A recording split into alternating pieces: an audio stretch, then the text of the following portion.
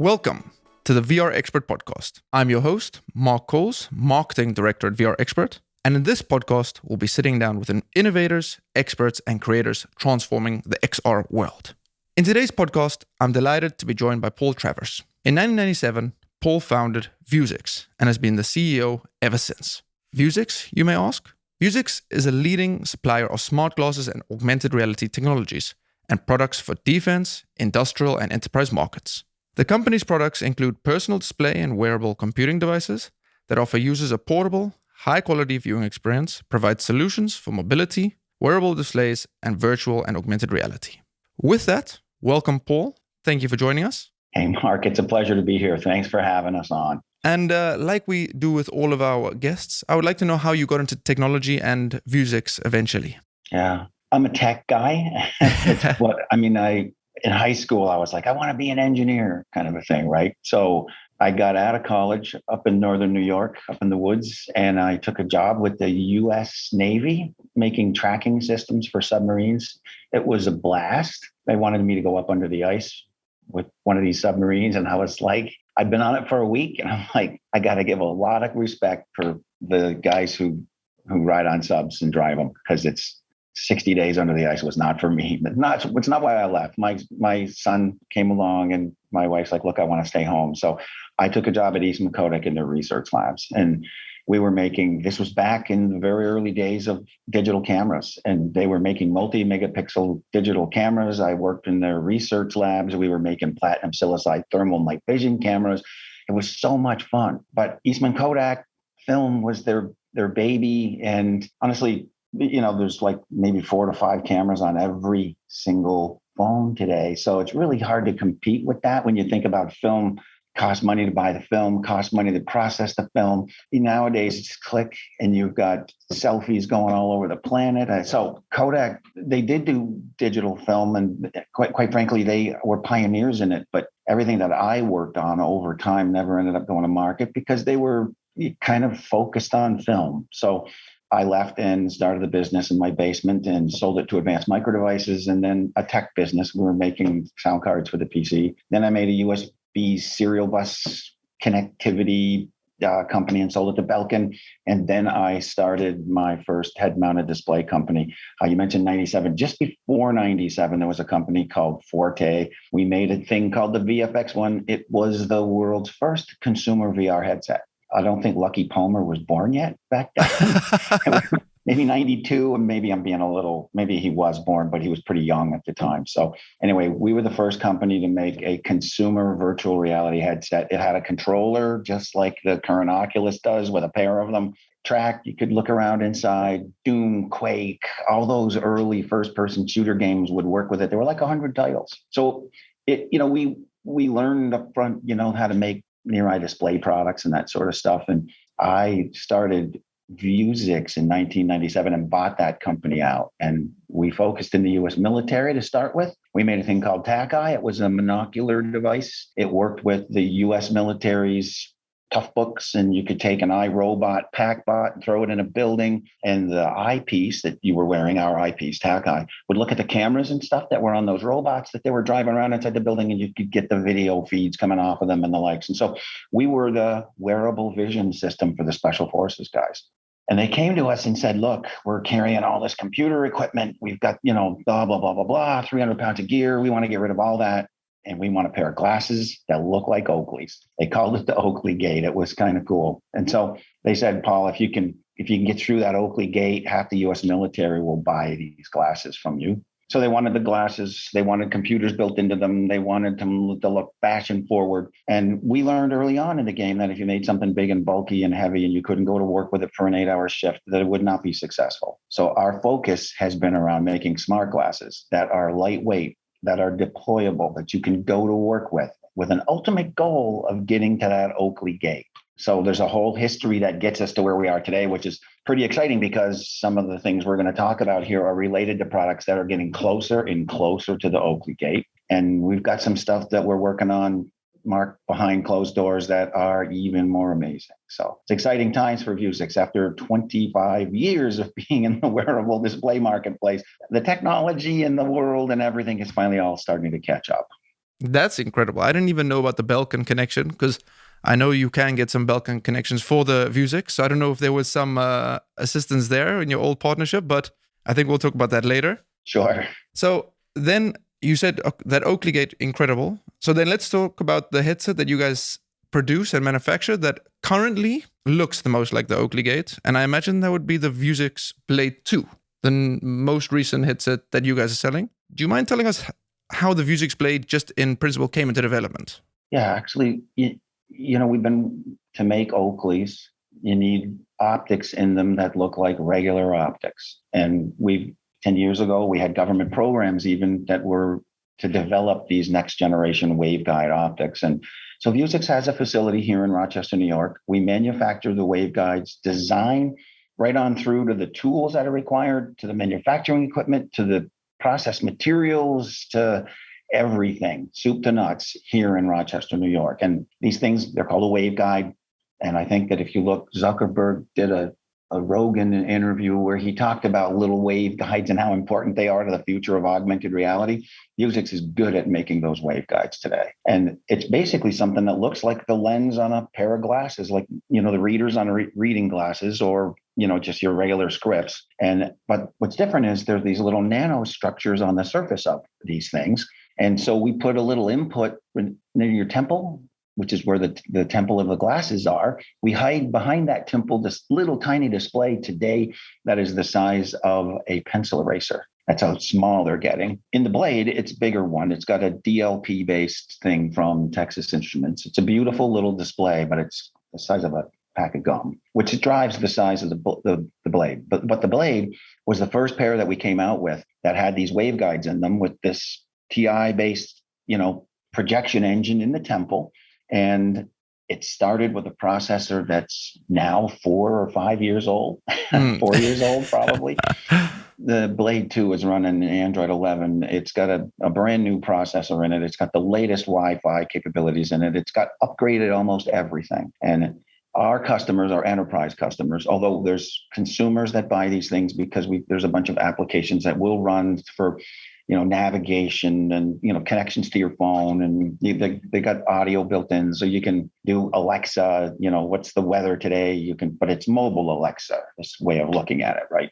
So anyway, those glasses, the Blade 2s, they just came out September, I think, and on our website in October, and the demand in the channel has been pretty good for them right now. In fact, it's kind of hard because we're just getting the production floor cranked up. Right. That said, they've been in the field for quite some time. And the Blade 1.5, there were a couple of iterations of it. It's running with an older OS, so it's hard to deploy that OS because of security issues and all these other things and mobile device management. And the Blade 2 solves all of that, running the latest version of Android, MDMs across the board work, yada, yada, yada. And so we have a bunch of customers that we're looking to deploy Blade 1 and 1.5 that are kind of really excited about the Blade 2. And it's pharma right on through to remote maintenance and those kinds of things. We have like Medacta uses them in the operating theater to do surgeries with, etc.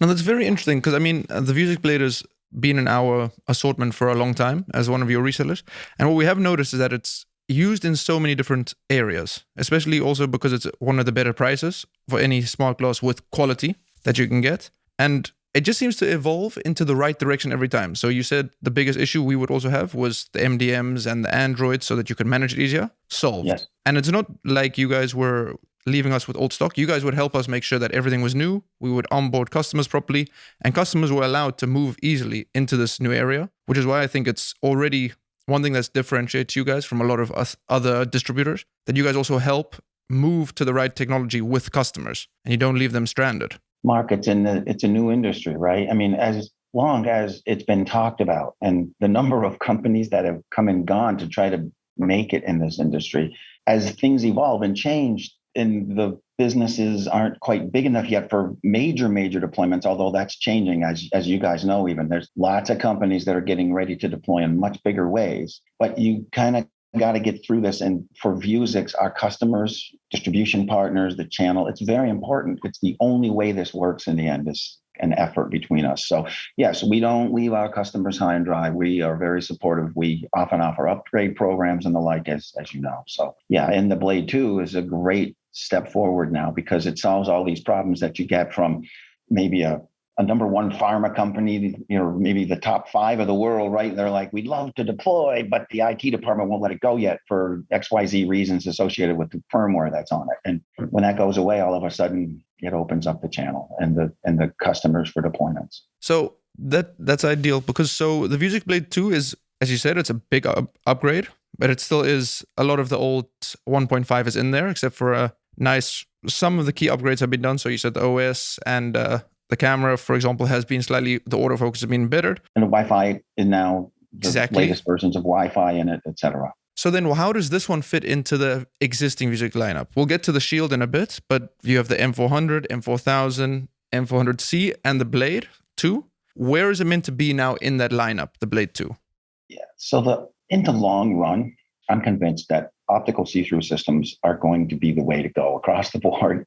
And the easier it gets for prescription glasses and left eye, right eye dominant kinds of things, the easier that, when you just put them on and they work, it's going to be that Oakley style sunglass ultimately that wins this war. But right now, what's really nice about the M400 and the 4000 is it's really a wearable computer that's 2.8 ounces. So it slides up nicely aside your temple. And we've got, as you know, 100 ways you can wear the things, right? We've got a brand new headband that we just came out with that's super, really comfortable. We've got hard hats, we've got these over the glasses frames.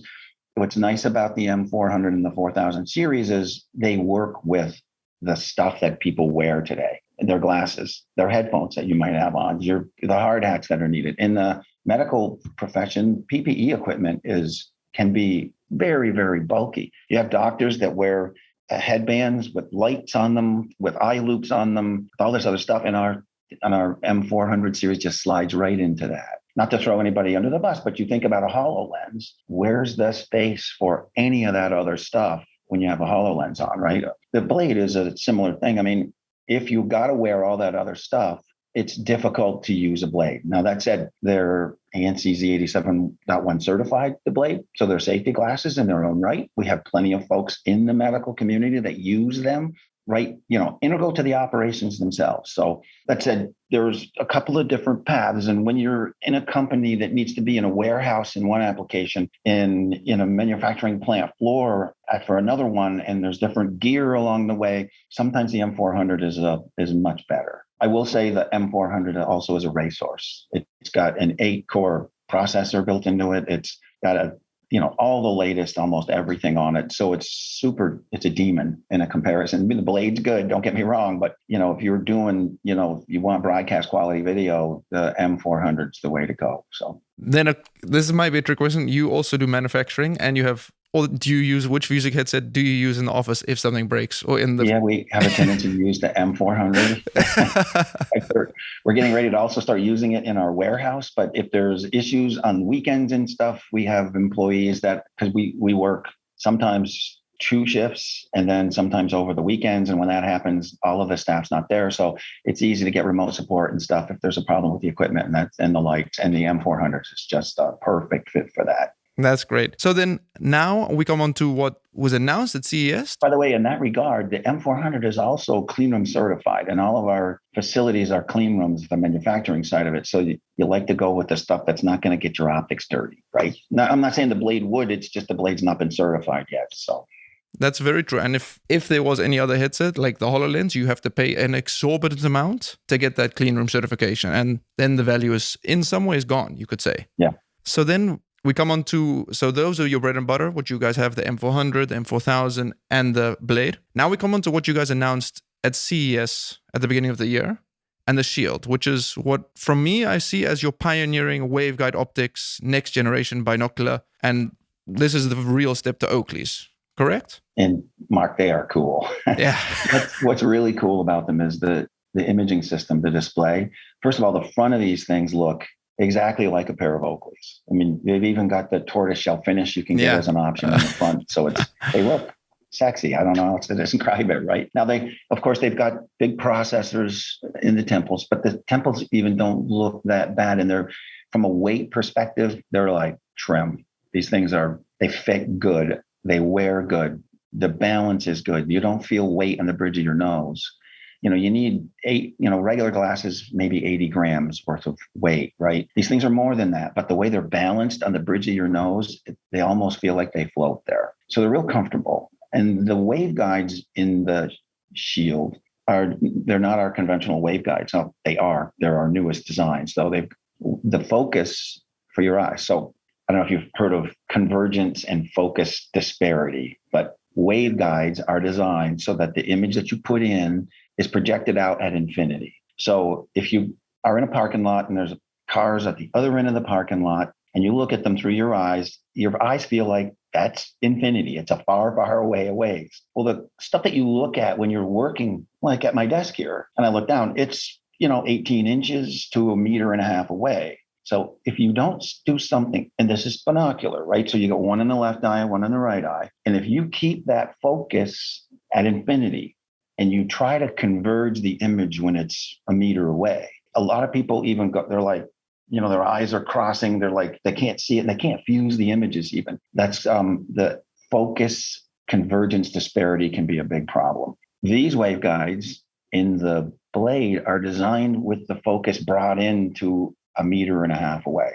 And of course, you're working about that same range. So they're very, very comfortable to look at. And they're not like the HoloLens. They also do the same thing where they bring the focus in to fix this problem. But they do it with correction in the shield of the lenses of so it's it's part of the bulky assembly that they have. With us, it's just built into the grading structures themselves. So they look still sexy. They're fashion forward. And when you look inside these glasses, it's just incredibly comfortable to see the imagery like it's touchable. It feels like it's just right there in front of you. So it's a very, very comfortable experience. And it has all the processing power capabilities that's in the M400. In this case, though, there's a pair of cameras designed for future stuff that we're working on, SLAM and all kinds of other things that you can do for control and the likes, stereo image recording even. Ultimately, these things will be great at even doing metrology kinds of things where it can measure distances to things. So there's a lot of advanced tech that we put in these. It's like buying a Tesla car that the software hasn't turned something on for yet. And they should be shipping here probably in the end of November, early December kind of a time frame. It's right around the corner. That's very good news for all of our clients, because I can tell you we get a lot of requests about it because they want to know where the Shield is. It looks to be a breakthrough. Then all of these things you just explained. Which one was the hardest part to develop and overcome in challenges? I mean, Mark, making glasses that don't look like a giant welding helmet kind of a thing. That's hard to do. And you look at the West Coast companies that are all trying to make AR systems today, and they're backing up to I'm going to make compromises. I mean, look, I think that the newest entry from our friends over at Meta, it is going to be an amazing mixed reality headset.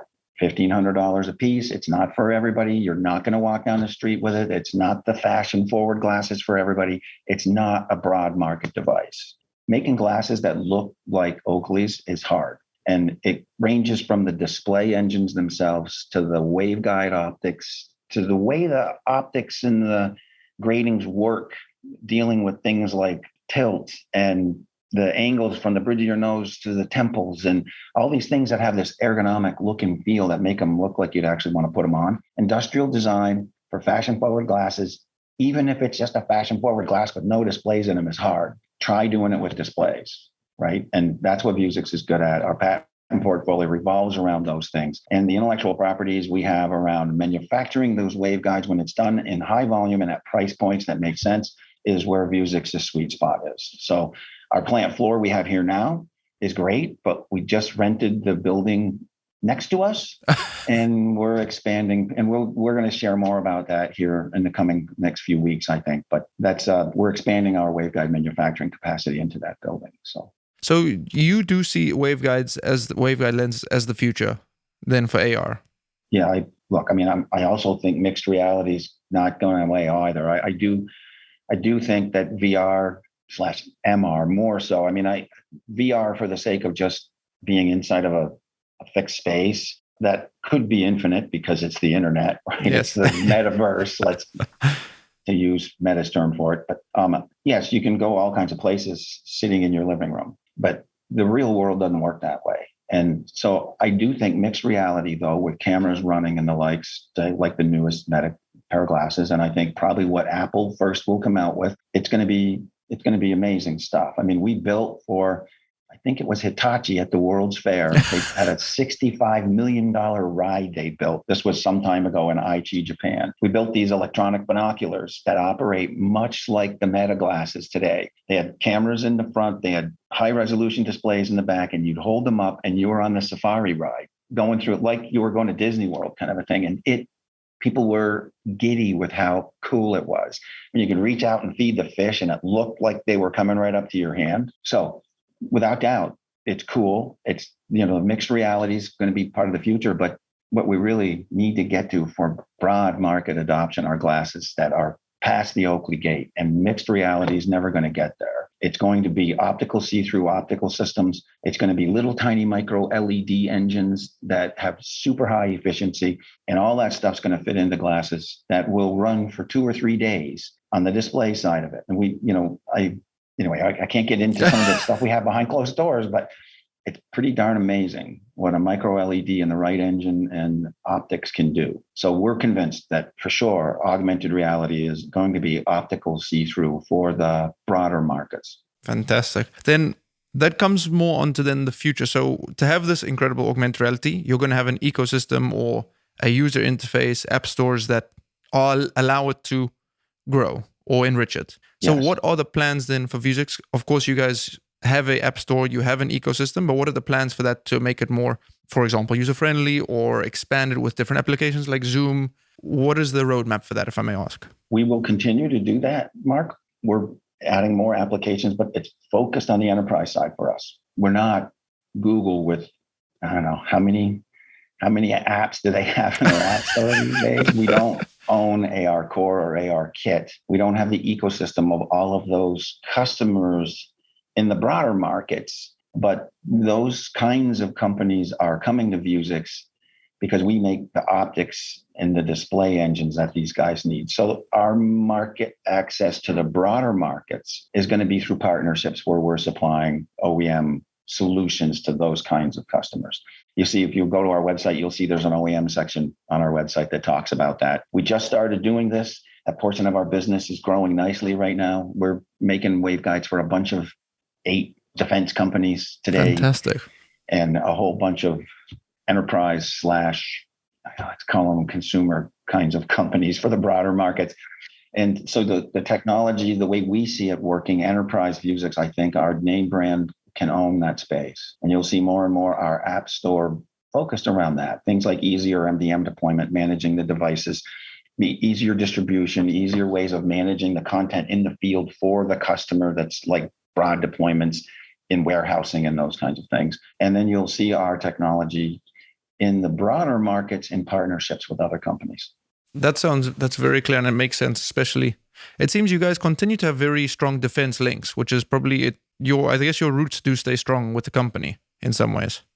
Yes, the interesting thing there, we 10 years ago, we had to, for various reasons, had to sell our defense division. And we gave those folks, we had a great relationship with the company that we sold it to, but we gave them an exclusive for 10 years and that just ended. So you'll be seeing our defense business picking up a lot here. And it's just in the right time, right? I mean, these guys need access to waveguides made in the USA. Vuzix does that right here. A lot of the competitive companies in the waveguide side of it are Asian based, and many of them in China. And as a defense company, US defense company, especially sourcing from, and I'm not trying to disparage anybody here. I'm not making a statement politically about anything. It's just the US supply is much better for US defense companies. So, and that's clearly where we're at, and we can make them like chiclets. So yes, you'll see our defense side of our business growing nicely here over the next few years, for sure. I may have to edit this out, but this is one question I have. What are your thoughts on the IVAS system? Is that something Vuzix would ever want to be a part of then, considering the Oakley Gate? So IVAS was built for a particular reason with a particular customer in mind, and they put a lot of money into it. And to me, I think it's amazing, everything that it does. I think that I haven't had a chance to personally play with it. I'm just understanding from what others have reported on it. it may have tried to bite off on a bit too much to chew for the first round. There are other companies that do some of the things that IVAS does very, very well in the defense space. And those companies are upgrading what they do very, very well with waveguide-based optic systems to give the capabilities a supercharge on what they do very, very well already that won't have some of the problems associated with IVAS. That is because IVAS does so much. Yes. Again, I give that effort huge kudos. I mean, it's just like Google Glass. It really started an industry for real. And I think IVAS is yet again another important step forward. It's like everything, right? It's the first kick at the can. They did an awful lot. It does night vision, thermal things and stuff. And there's issues associated with how you do that can create challenges for operator that's wearing the glasses. And there's others that have done that particular function. Let's just take it by itself, really freaking well. Pardon the French there. Of course. Yeah. Right? They're good at it. And those guys are looking at upgrades that give really important situational awareness information capabilities into those kinds of systems that will make something that works really, really well already really, really huge upgrade. So you'll probably see the technology that Vuzix partnerships with in those kinds of things to start with, as opposed to an IVAS clone. I don't see that. I mean, I think IVAS was the first kick at the can at a really amazing thing, and it's got amazing capabilities, and it's probably going to go through another round or two iteration. I'm not sure it's going to be exclusive to Microsoft this time, though. I don't really know that because, just getting back in the game here. But I think IVAS was a good kick at the can.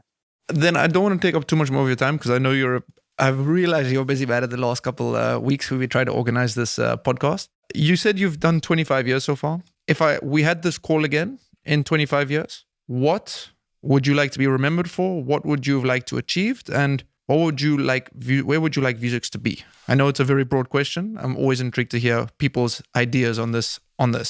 From the beginning, I've wanted to change the way people work with information and computing. I was enamored with VR at first. It was so cool to think you could step inside of a computer-generated world and the things that it could bring to the world. And your thought process evolve as you learn more and more about how that technology could impact the real world. And, right now our focus is on making that technology work for the real world today. And we think if we take care of that, the future of Vuzix and where we're going is in a great spot, because this is going to be the next computer. There's zero doubt in my mind. Now, what happens to Vuzix through that process? Right now, I'm just concerned about getting it right, solving the problem, happy customers, and growing Vuzix.